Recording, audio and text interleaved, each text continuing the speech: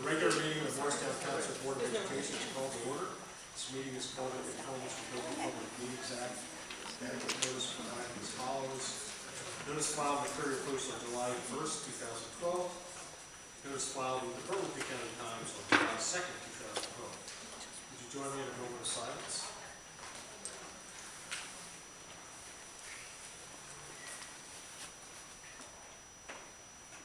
Please rise and join me in the Pledge of Allegiance. Pledge allegiance to the flag of the United States of America and to the republic for which it stands, one nation, under God, indivisible, with liberty and justice for all. Mr. Schindler's call the roll, please. Mr. Sullivan? Here. Mr. Powell? Mr. Pugh? Present. Mrs. Sullivan? Present. Mr. Simeon? Here. Mr. Weinstein? Aye. Mrs. Zajac? Here. Mrs. Goldenberg? Here. Mr. Mitchell? Here. Our first order of business is approval of the minutes of the following meetings. On February 19th, an executive session and a special meeting. On February 26th, an executive session and 2 regular meetings. March 5th, an executive session 1 and 2 and a special meeting. May I have such a motion? So moved. Second. Corrections, comments? All in favor? Aye. Opposed? If anyone on the board has a communication they'd like to share with the rest of the board members or the appropriate time. Generally speaking, we receive things by email or if we get hard copies, usually everybody gets a copy, but we work hard to make sure that all the board members have the same sort of level playing field as far as information goes. So if you send it to one of us, it's going to get one of us. Mr. Betts, Superintendent's monthly report. Board members, you'll notice that the monthly reports usually due the Friday before board meeting because of the change of the board meeting. There's a password for next week. The monthly reports will be available next Friday. Thanks to Mr. Seibel for following the guidelines of the Friday report. So thank you, Drew. You're the only one that did that. I appreciate it. And with that, our South Jersey Debate League, our team finished first overall in a recent contest. One nice email today from Mrs. Paparone, one of our art teachers from high school, letting me know that we had 10 students qualify for the Burlington County High School Art Show, Teen Arts Festival. They will move to the second round shortly. There are 10 students total in the categories of fine arts, graphic arts, and photography. Their announcements will be made at the winners, the BCC Award, Night of the Stars, April 25th, at Smithville Park Annex Gallery, and you are all welcome to attend. Kudos go out to the staff and students that presented Legally Blonde a few weekends ago. Greg Carr, director, and Kristen Conner, vocal director. The show was just terrific. Sold out. Drew, how many nights was the place sold out? Mr. Seibel. Mr. Seibel. How many nights was the musical sold out? The musical was sold out on 3 of the nights, I believe. It was terrific. And it was a great show. Kudos to everyone that participated and came out to support the arts here in Moorestown. UES is performing The Little Mermaid Junior on March 22nd, 4:30 and 7 o'clock. And on the 23rd at 11:30 a.m. and 2:30 in the afternoon, this coming Saturday. Just some quick general updates. The Academy of Excellence is just about ready to go on Monday. I'll give the board an update over the weekend on the weekly progress report, but all systems go for Monday's start.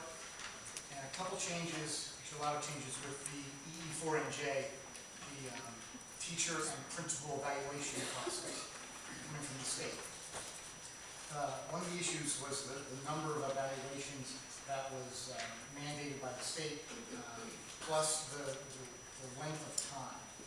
Based on the 2 years pilot programs that have gone through the state, they've modified those numbers. The way it stands now is that if you're a non-tenured teacher under 2 years, you will get 2 long evaluations and 1 short evaluation. Long meaning 40 minutes, and that short means 20 minutes. If you're there between 2 and 3, you would get 1 long and 2 short. And if you're a tenured teacher, 3 short evaluations over the course of the school year. There's something that they're calling student growth objectives. Principals will be evaluated on those test scores. 30% of the principal's evaluation will depend on those test scores, and principals are mandated to submit 2 objectives that are based on measurable evidence, to be SATs, graduation rates, those kinds of things. So as that continues to roll out, the board will.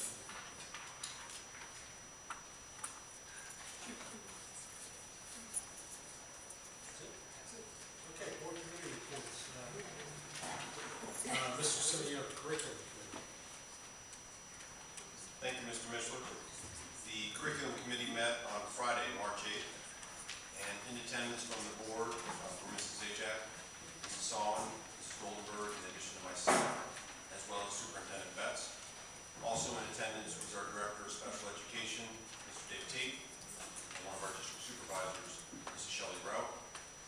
Mrs. Butler, our Director of Curriculum and Instruction, also was in attendance and led the meeting, and we covered the following items. First, we discussed the district's breakfast program, which has been underway in one of our elementary schools for a period of time. This program provides a meal and a focused transition time for students prior to the start of the school day, and it's focused on our free and reduced lunch population. Specifically in our review of the program, we discussed first, how can we increase awareness about the program to ensure that the maximum number of students can take advantage of it? Secondly, how might we more accurately measure the impacts of the program, both from a quantitative and a qualitative standpoint? And would it be possible for us to link the effects of the program to educational outcomes for our students? We then also discussed the merits and also the logistics of increasing the scope of the program to cover all of our elementary buildings and what the investments and expected returns would be if we did so. The committee closed on that point by asking Mr. Tate and Ms. Butler to bring additional information on the program to be presented to us at a future meeting on those points. Our second topic, which Superintendent Betts just touched on, was the district's ongoing efforts to deploy the Excellent Educators for New Jersey program, affectionately known as EE4NJ. And after an unsuccessful start with a first vendor who did not deliver on what was promised, the district is contracted with a second vendor, and as Superintendent Betts noted, we are rolling out that program now. I believe by the end of next year, we'll have benchmarking data both in district and out of district for comparisons for teachers and staff, and we will continue to report on E4NJ as they become available. The third topic that we discussed was the summer enrichment program, which again will be offered by the district this year.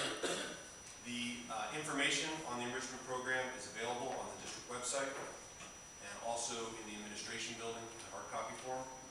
We'll run 3 sessions this summer, as has been our standard practice, July 8 through 11, July 15 through 18, and also July 22 through 25. Ms. Butler let me know that registration is open now, and that 21 of the 45 courses already have folks signed up for it, so that's a great start.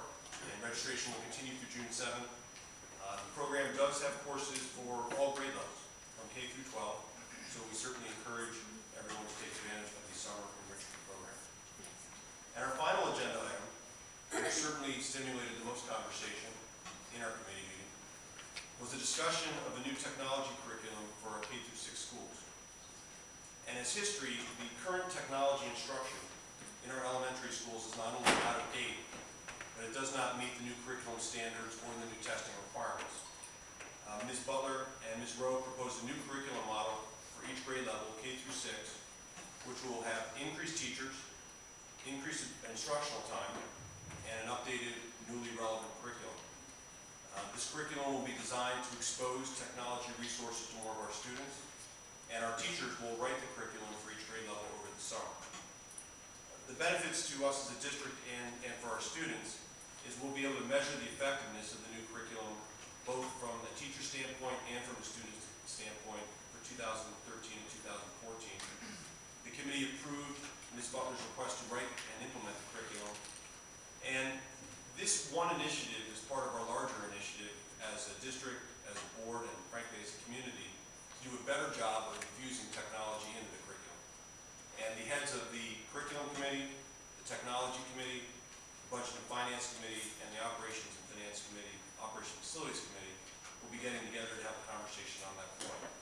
So as I have updates not only on Ms. Butler's K-6 initiative, but also as each of the board committees have updates on the overall curriculum technology initiatives, we will share those with you. Final comment, registration for extended day kindergarten remains open through April 12th, and the registration information is available both on the district website as well as in the administration building. And I will update the board and everyone else after our next meeting on the 19th. Thank you. Thank you. Questions? Just want to add one thing. The E4 and J rollout is really being spearheaded by a terrific committee of teachers and administrators. It's a big job, a lot of parts. Professional development is going to be a big piece of this. Thanks to teachers and administrators for working together to roll that out. Okay, budget, finance, and technology, Mrs. Goldberg. I'll start with budget and finance. We met, and those present were Kevin S. Sullivan, Lee Powell, Mr. Mishler, and myself, along with Mr. Betts and Carol Butler. And we discussed the technology and restructuring possibilities and the need to restructure, as Mr. Simeon just highlighted, our educational development so that we're ready and prepared to meet with the PARCC requirements and the New Jersey Core Curriculum Content Standards. So we discussed that. We discussed some of the ways that we could go about making the changes and what the financial implications may be for that. We also discussed the budget continuing discussion regarding the use of fund balance, the pilot revenues for the kindergarten program, the full-day pilot, and the tax impact, and we continue those discussions. And next Wednesday will be our public meeting for the approval of the final budget. So we have another meeting scheduled for Monday regarding that, and I'm also prepared to give the report for the technology committee for Lee Powell, who's unable to attend tonight. He has written this report, so let me just read it verbatim. While this month's technology committee meeting is not scheduled until tomorrow, the committee did receive an initial technology roadmap from administration driven by curriculum in consultation with constituencies across the district and supported by the IT group. Several members of the tech committee in separate meetings with curriculum and/or as members of the budget and finance committee were also able to receive a presentation, ask questions, and provide recommendations for moving forward. While much of the work remains, this effort is a very positive step. Specifically, rather than being driven by technology for the sake of technology, we have a plan that is driven by curricular needs, a recurring theme that you have heard over and over from the Technology Committee.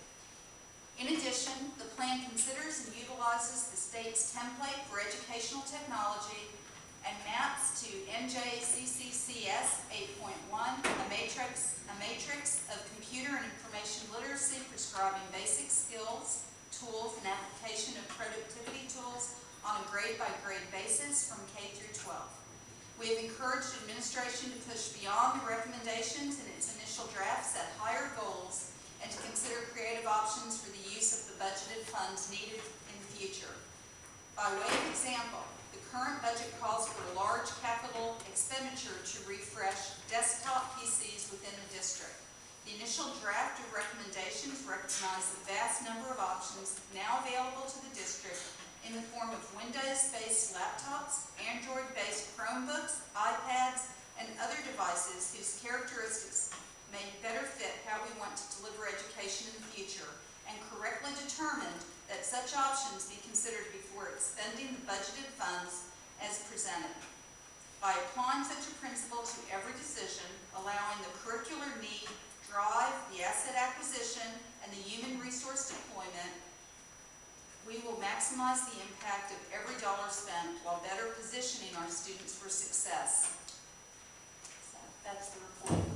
Thank you. Questions? I just wanted to add also, tomorrow is a full-day technology committee meeting with teachers and administrators to really set the vision and the plan for rolling out technology integration throughout the district. We're very excited to work with the teachers and administrators in getting that off the ground. Wonderful. Okay, Township Rec Advisory Committee. I have two announcements for the Township Rec Advisory Committee. Number one, tomorrow evening at 7:30, there's a meet and greet for special needs families to better understand how the rec can serve the needs of the special needs community. That information is available on the Township Rec website, so if you're interested in attending that meeting, please go to the website. Secondly, there will be a basketball clinic for the special needs population sponsored by the Township Rec Advisory Committee. That's on April 28th, and that information is also available on the Township Rec website. Thank you. Any questions? Speak, I understand that the conference was this last weekend? Okay, was very successful, had a good crowd. Well, I congratulate you for continuing to put that on. I know it's very informative. The other part is I went to the last speak meeting and primarily to talk and listen to parents, committee members, talk about paraprofessionals and their role in the education of their children. And I think it was a fair exchange. I learned a lot. Hopefully some of the committee members learned something from me. If nothing else, I'm willing to come and talk about difficult subjects. And it went on for, I don't know, an hour and a half or so. It seemed to went on a long time. But it started a dialogue that I'm hoping that we can continue. That's all I have to report. More arts. You have those too. I do. Again, I'm speaking for Mr. Cal. These are what's going on with More Arts. The alumni directed a play, and More Arts approved a grant proposal to fund the production of the play Eurydice, to be directed by a MHS alumnus and performed by current students, alumni, and members of our community. Final performance dates are to be announced and to be discussed later. Tentative dates for the production occurring prior to the end of the school year. There are master's classes that More Arts is offering, vocal performance and audition preparation, and dance master classes taught by Mark Dallio, the director, and Brian Revelle, the choreographer, for the More Arts summer musical Aveda. I'm sorry. See the More Arts websites for additional details. And 2013 summer musical, More Arts continues to recruit musicians to play in the pit for Aveda, I'm sorry, I'm mispronouncing it, the More Arts Summer Musical. And in regards to a teacher grant, Robert's Music, sorry, is there a question? Robert's music teacher requested a $700 grant in support of the third grade show, which she is creating, titled It's All Greek to Me. The play will feature selected stories from Greek mythology. That's the report. Any questions? Mrs. Sal, PACE report. Yes, I have some announcements for PACE. I was unable to attend the meeting. They had to reschedule it because of the menacing snow that was coming. But I did meet with Jamie Farmer and wanted to share with you that the speaker program, I wish I had been told this sooner, given by Marcia Kamengo on the path to college admissions and right fit for choosing a college for your child, is happening April 15th from 7 to 8:15 p.m. in the Moorestown High School auditorium. Tickets are on sale now. It should be wonderful. So if any of you out there in the audience have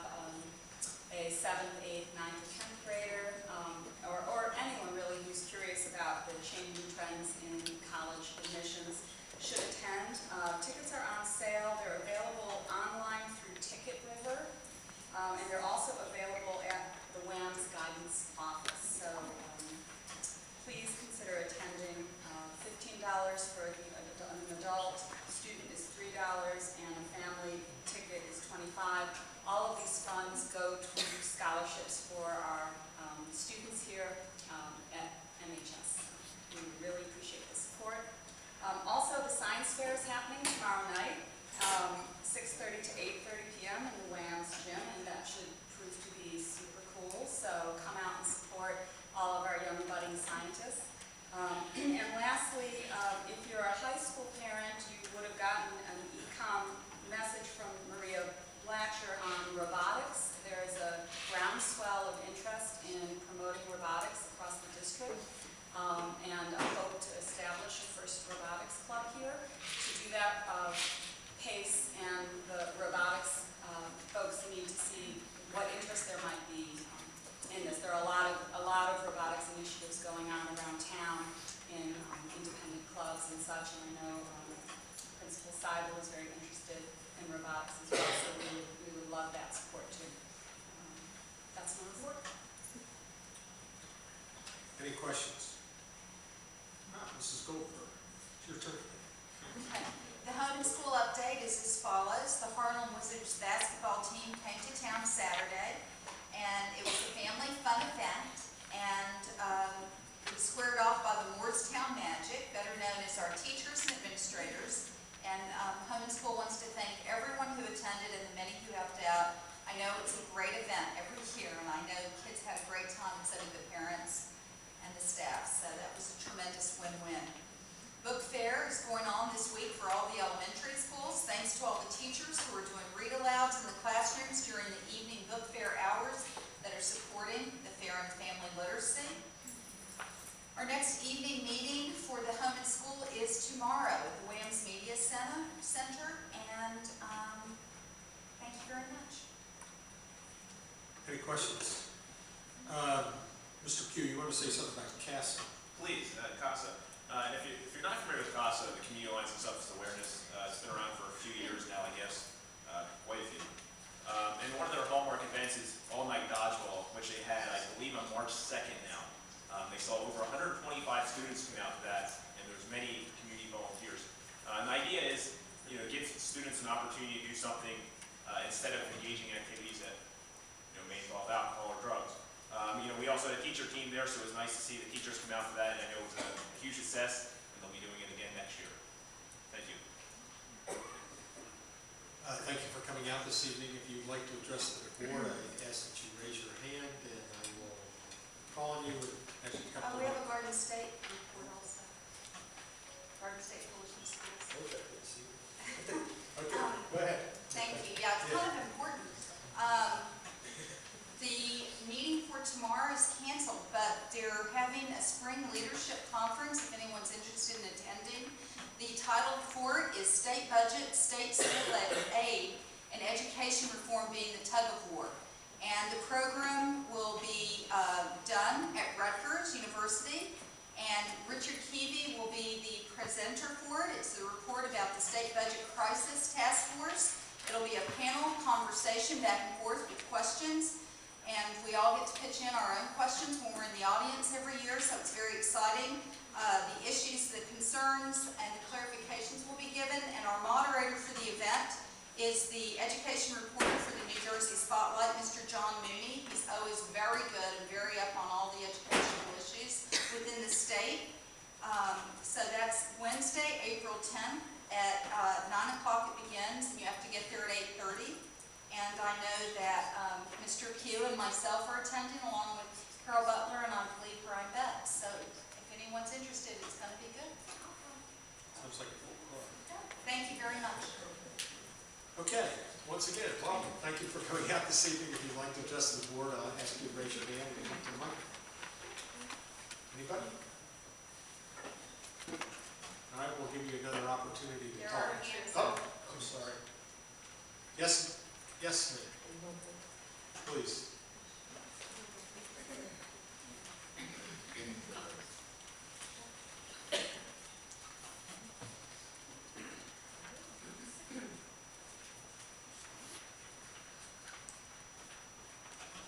Good evening.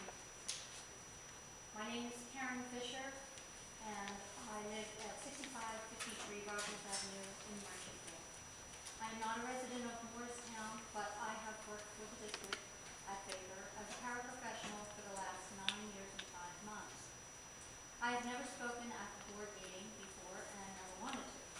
But in knowing the step you're about to take with outsourcing to parents, I felt I needed to share my experience. Prior to coming to Baker, I worked for one of these outsourcing agencies. First as an employee who was sent out on jobs, and then as an outside sales rep and inside coordinator, who is the person who interviews applicants and sends them out on jobs. So I feel my knowledge of this business is extensive, accurate, and truthful. First and foremost, the outsourcing or temporary workforce companies are sales-oriented businesses. They are concerned primarily with generating business and filling the hours. They don't care what business it is, and their concern is only filling the job so that they can fill the hours. So let me run through for you a typical scenario at one of these agencies. Currently, the company you are negotiating with wants your business. You are now the priority prospect, whose business they are trying to win.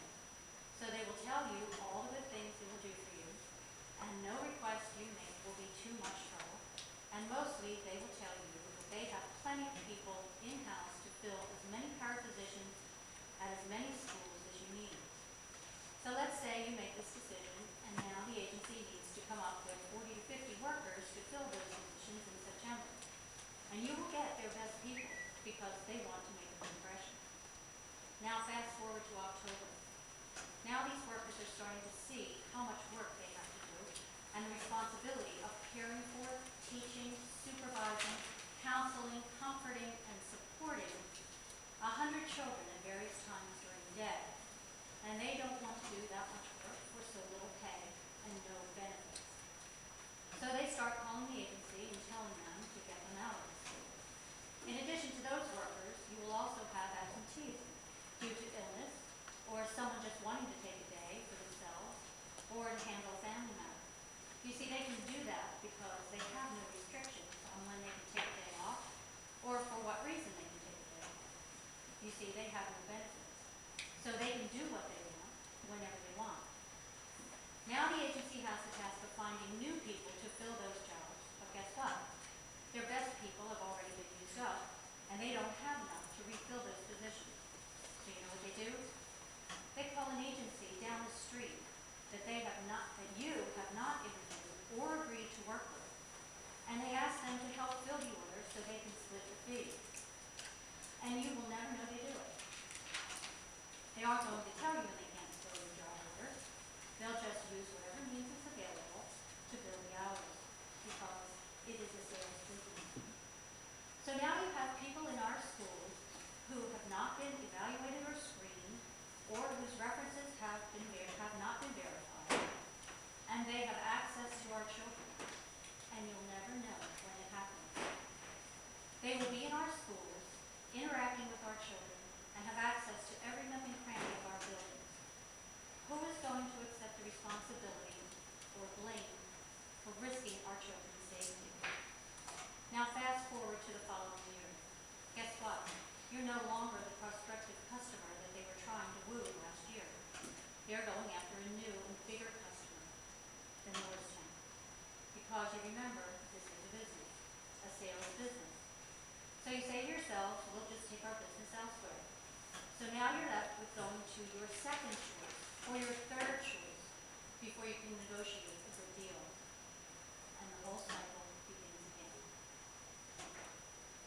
I came here tonight to share my experience with you in the hopes of opening your eyes to the day-to-day operations of one of these agencies. If you think what I have said is an exaggeration, you are being naive. And maybe you're thinking this is just a scare tactic. But I call it a reality check. Thank you.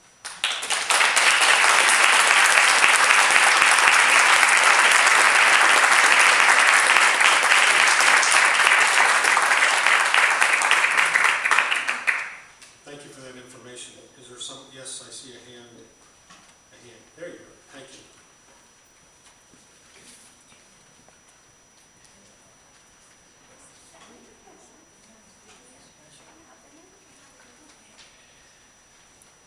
My name is Jean Ragone. I'm a para at Baker, and I have spoken to this board before, about a month ago, I think. I live at 5413B Long Beach Boulevard, Harvey Cedars, New Jersey. However, I do own property in Moorestown, the house my son currently lives in. What I wanted to do is just tell you a little bit about Baker, Paris, and I'm dealing more with the facts and numbers than I did the last time. I've given most of you up there a sheet which summarizes a survey that I handed out at Baker Dog Paris. We have 25 parents in Baker School. Of them, 22 completed the survey.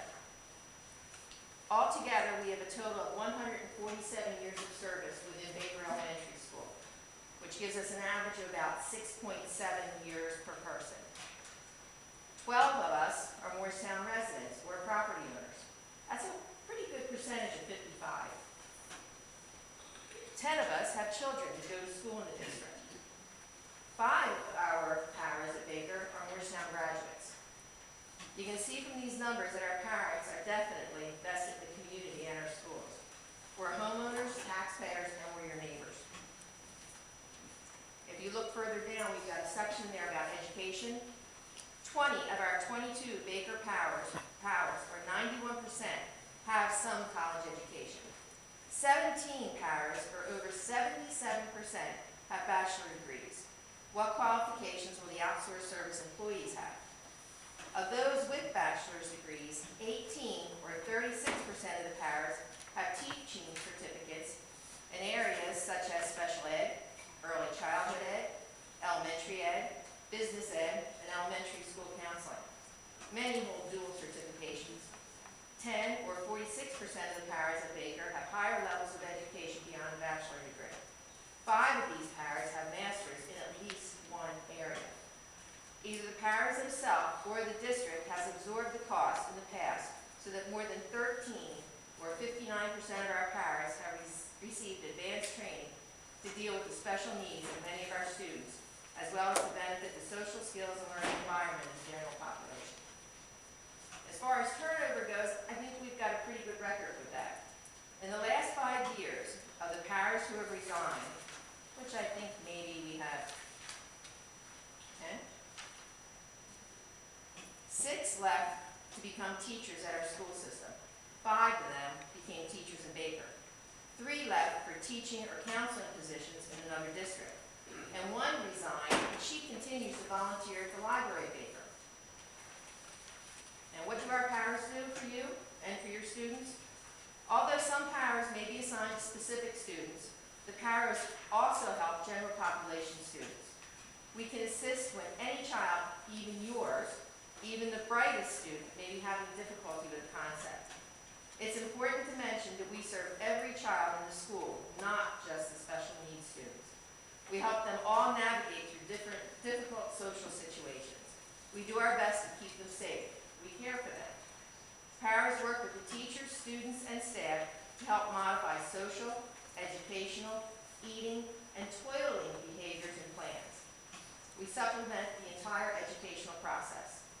Beyond the standard, some of our paras change diapers and manage the expulsion of other bodily fluids on a daily basis. They do their best to aid children. They care for them. We're there in the morning when the children arrive, and we are there as they leave the building. We know their faces, their names, and many of their idiosyncrasies. Even more importantly, though, they know us, and they know we care. Thank you.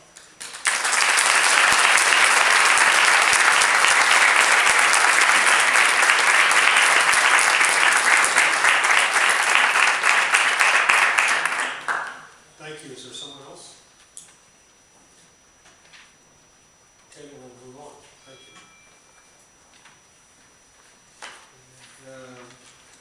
Mrs. Shivers, Business Administrator Report. For your approval tonight, we have the financial reports for the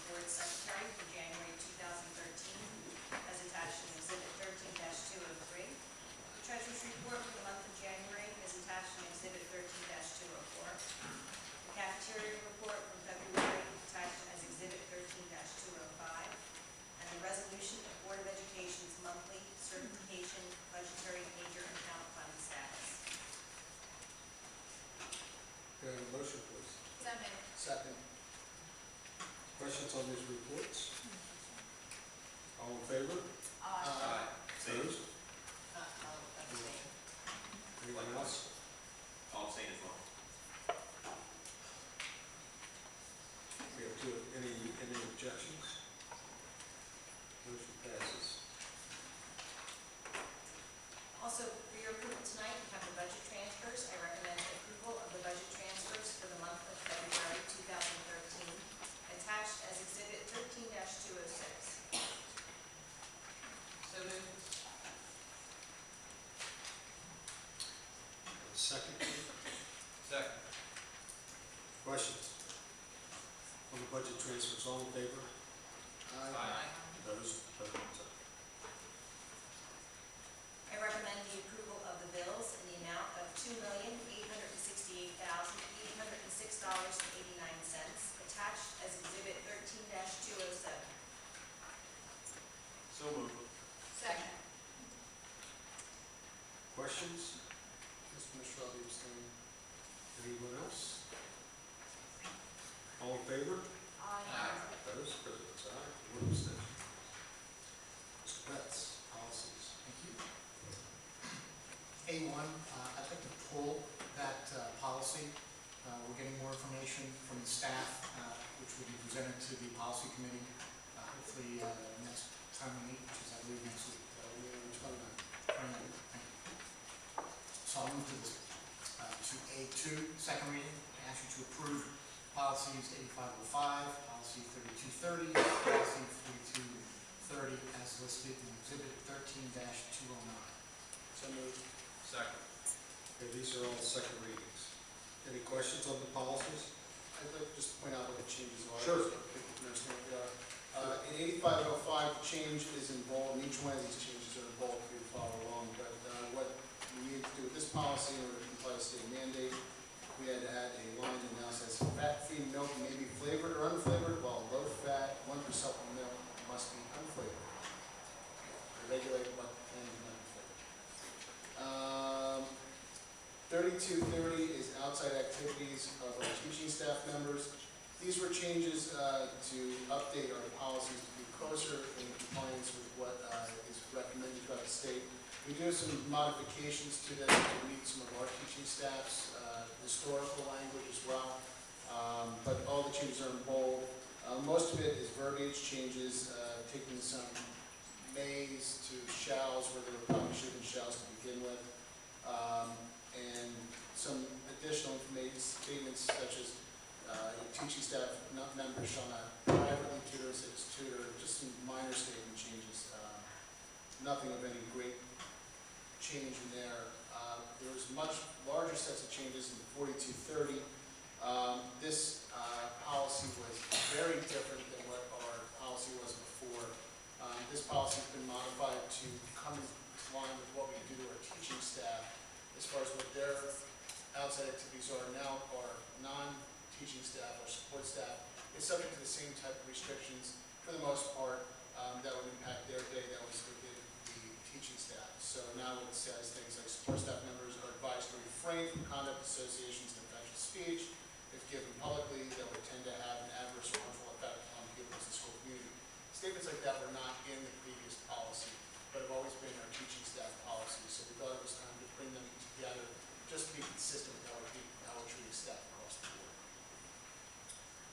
Questions? These are all second readings. All in favor? Opposed? President's aye. 3, I ask you to adopt the third reading of the policies as attached in Exhibit 13-10, Policy 9190, Policy 2312, and Policy 0131.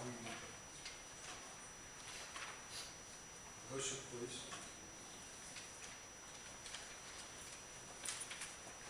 So moved.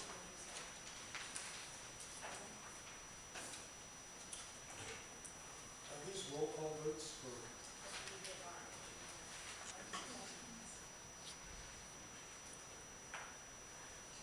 Questions on the policies, or Mr. Weinstein, would you like to say anything about these? Sure, I'll give you quick summaries of each one of these as well. Thanks. The community organizations and clubs, the change here was essentially a counting change. The previous version of this particular policy stated that those entities that were not associated with the district, for some reason, the district was the governor of their funds. We wanted to remove that liability. It should never have been in the first place that we were responsible for third-party funds. So we made the change that if you're an outside, unaffiliated entity, we have no responsibility for how you keep your funds. No liability to the district. The class size policy, there were a couple minor changes here. Some of the changes are still in bold, which were changes that were suggested by our solicitor, which were approved at second reading. And the main change here in this particular policy, the way it's drafted now, is the date upon which kindergarten registration for the class size determination was moved up to June 30th to be consistent with the other determinations for their other grade levels. It used to be August 1st, I think, or if I recall. So we moved that up to June 30th. And the last change is to our bylaws and policies, and this change is effectively removing the requirement for 3 readings, which is highly unusual, and making it so that policies will be adopted on 2 readings, an introduction, and then a second, more formal board vote by roll call. Questions?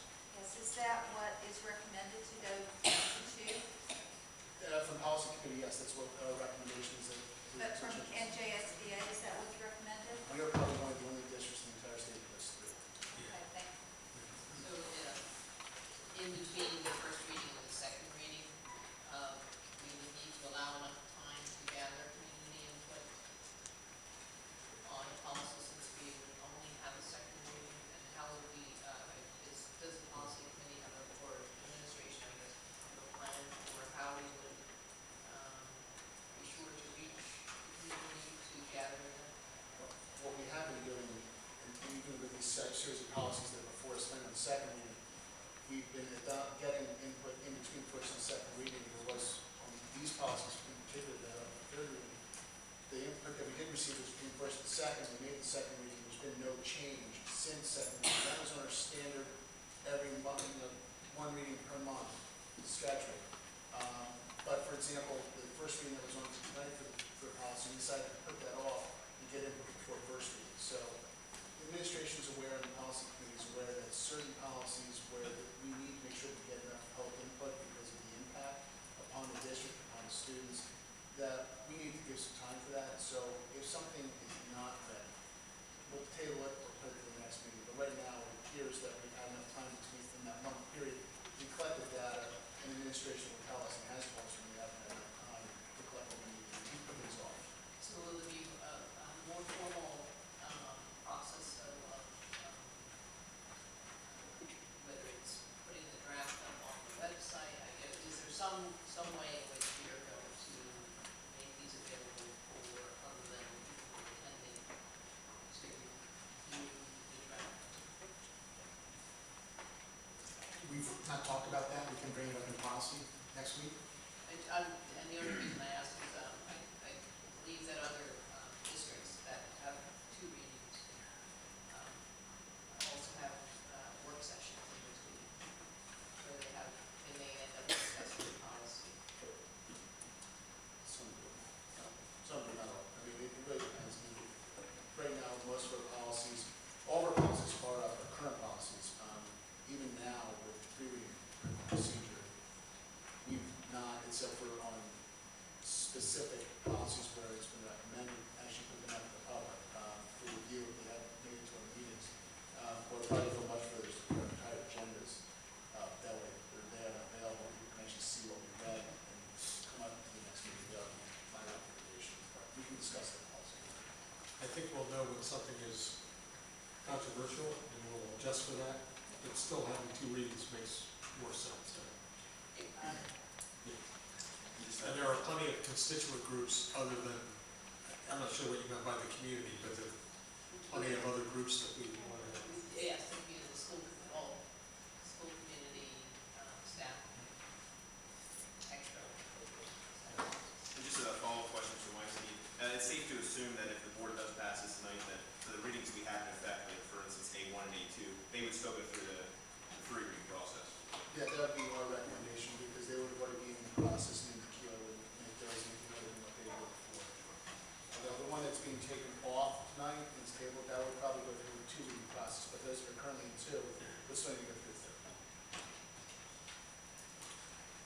questions? Would you call the roll, please?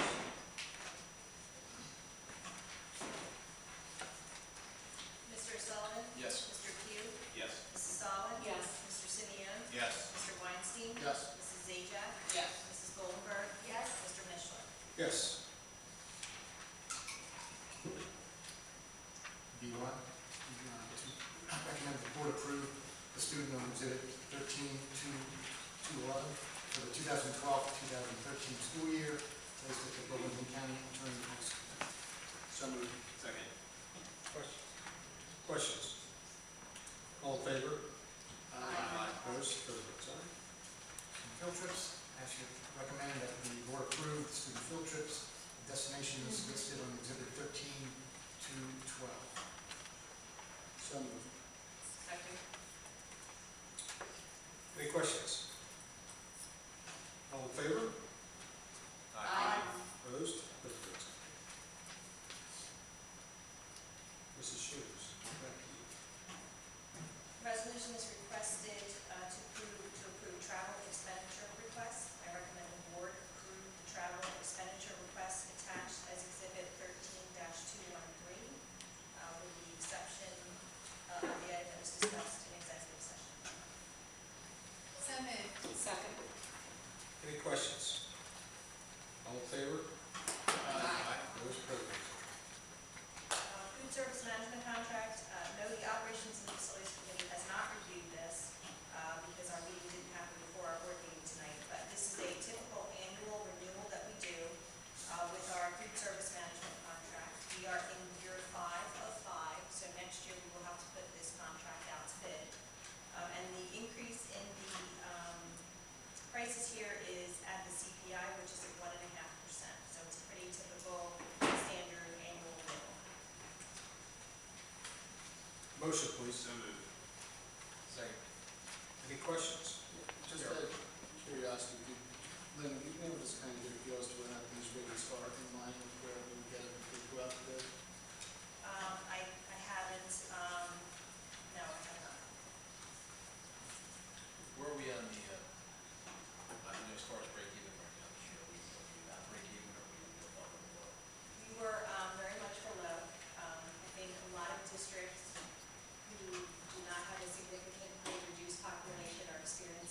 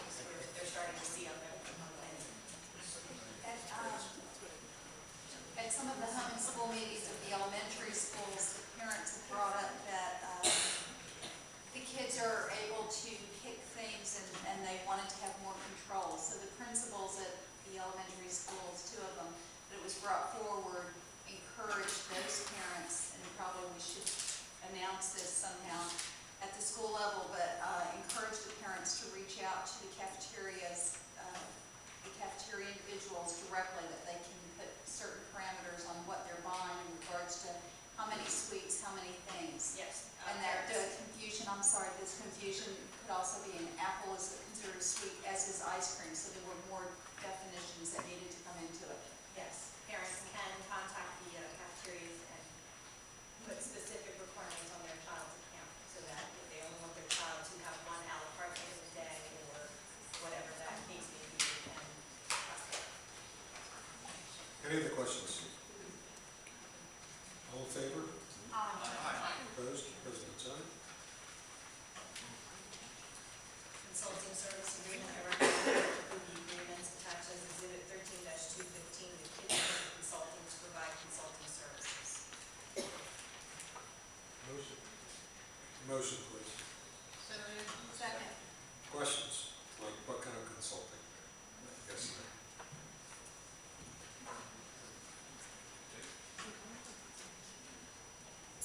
This is consulting similar to the Bancroft contract with a different company.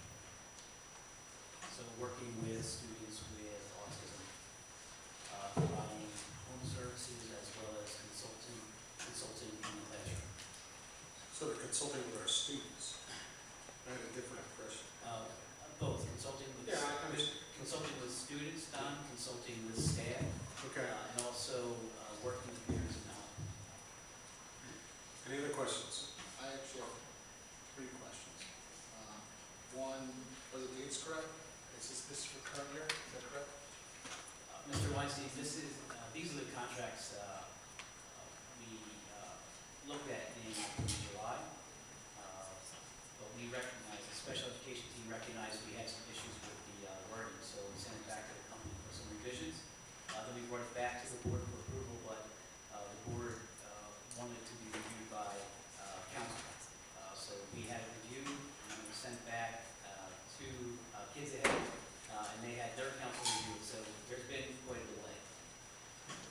Second, I don't see any insurance provisions in here, so I'd just like to know what we're doing as far as what the insurance requirements are for these individuals. We do have an insurance certificate from them, it was not provided in your packet, but it does meet the guidelines of the JIT as established. And Where's the paragraph 6 on the addendum covers the insurance? is there an addendum in this? Yes, sir.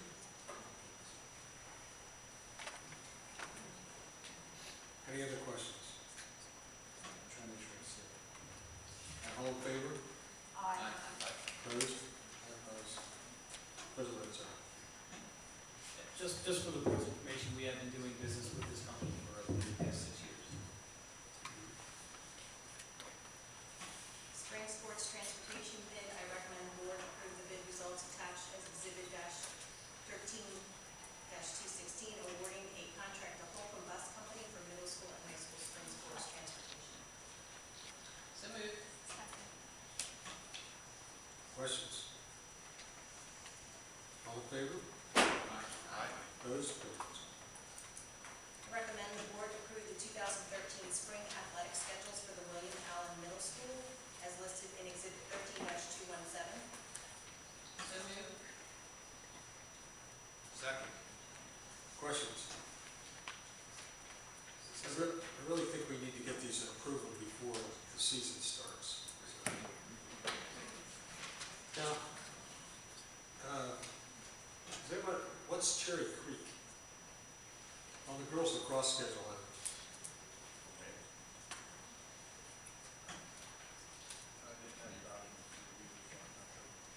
I can't hear you. It's middle school. That's middle school. Well, it says girls. Yeah, Cherry Creek, Cherry Creek. that's not on the schedule. Not on the schedule. There's Timber Creek, Timber Creek, we run a track meet at Timber Creek High School. Timber Creek, Girls Lacrosse. Okay, There's no Cherry Creek on it. that's a possible answer, I guess. Mr. Commissioner, wasn't there a point in time that these were trying to limit the number of meetings, number of travel days? I'm looking at the schedule now, compared to where where we were 2 years ago. It looks like we're back to a lot of travel again for middle school sports, so I'm just curious how that's come back. Well, I know the problem was not, did we want to limit the travel? It was, where do you go to find other schools that have programs that want to compete with us? So I don't know how that's worked out, but a couple of years ago, we tried to cut back, and it was easier because there were only a few places to play, but I guess as people, other school districts get back into middle school sports, there's other opportunities. You know, I'm just. Girls lacrosse varsity schedule, Cherry Creek. I still don't know the That's PSC. high school. That's J1 high middle school. school. That's high school. That's high school. This one is St. Mary's Lake. I see JV. I'll hold my question until the high school question comes up. Any other questions about the middle school schedule? All in favor? Aye. Opposed? President looks up. All right, high school schedule. Can I have a motion, please? So moved. Second. Cherry Creek. St. Mary's Lake is Medford. What? St. Mary's, middle school, which is Medford. It's Medford. Now to Don's question. I'm sorry. What is Cherry Creek? I'm looking for it. Okay.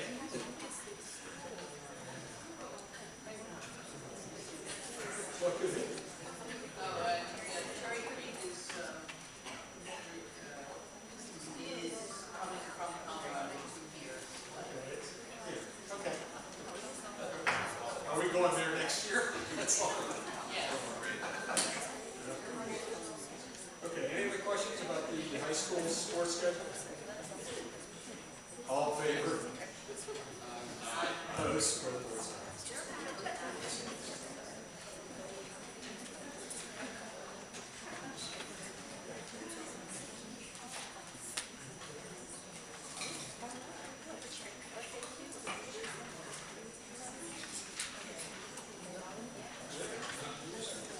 Okay, so earlier this evening, we met in an executive session. So, can I have your attention, please? Okay, it's kind of hard to read.